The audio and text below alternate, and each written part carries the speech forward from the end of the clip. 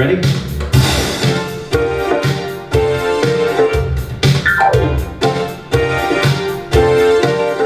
I was dreaming when I wrote this. Forgive me if it goes astray. But when I woke up this morning, could have sworn it was 98. Property was crazy, there was people fighting everywhere. Trying to run from destruction, and no one even seemed to care. Say 30,000 people dead, French arrived way too late.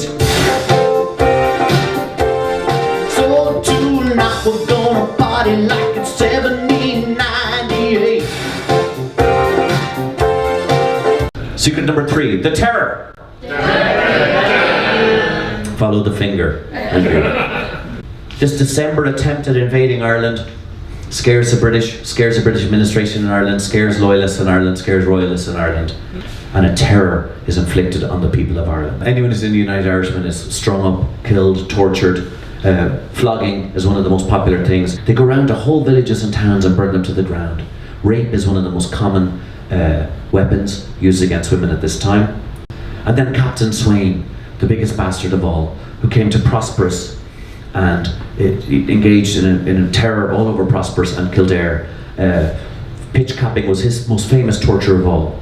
A cloth would be formed into a cap and filled with pitch, tar, boiling hot tar. It would be stuck onto a person's head. Then they would let it cool down, then pull the pitch off, which would take all of the hair and all the skin on the hair off. They would often be blinded as well.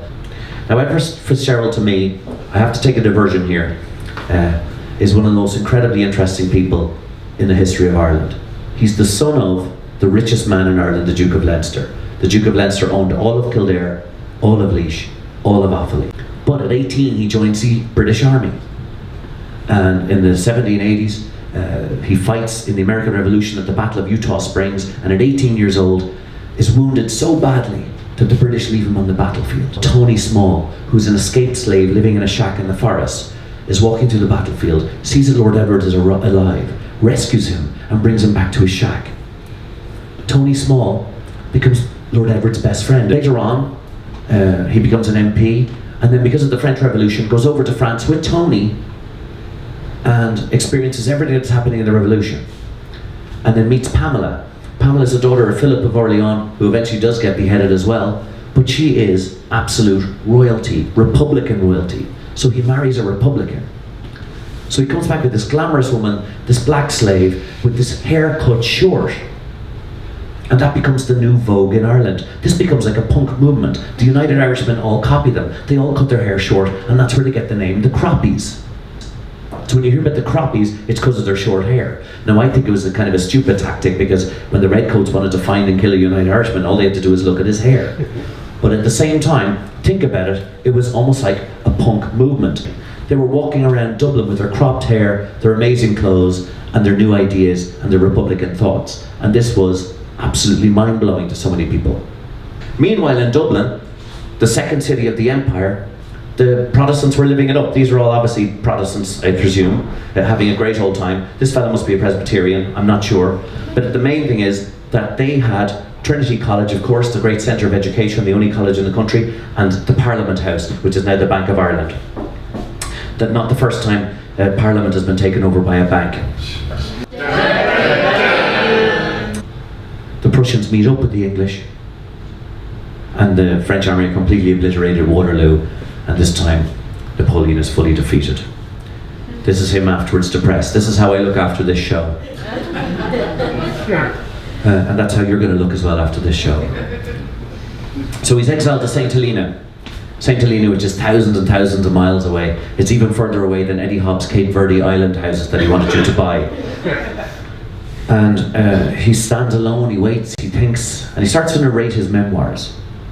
And which he does, and they're collected into a huge volume, The Memoirs of Napoleon Bonaparte, where he blames everybody else for stuff, but they're actually excellently written, and I think Napoleon was a genius, so he was right, it was everyone else's fault, and that's how I am about my life as well. So, what's happened since then? Well, Wolfe Tone became green. They greened Wolfe Tone. He became a kind of a popular kind of nationalist Republican figure. Of course, the Wolf Tones themselves came out with all these albums, which are pretty cool. They're like by different bands. This is like a kind of cool hipster Wolf Tones album. This is like Black Sabbath Wolf Tones, and this is kind of satirical Wolf Tones, all wearing bowler hats and stuff like that. And if when all a vigil keep, the West asleep, alas, and may well Aaron weep, when Connacht lies in slumber deep, but hark a voice like thunder spake, the West awake, sing, oh hurrah, let England quake, we'll watch till death for Ireland's sake, sing, oh hurrah, let England quake, we'll watch till death for Ireland's sake. Sing with me. Sing, oh hurrah, let England quake, we'll watch till death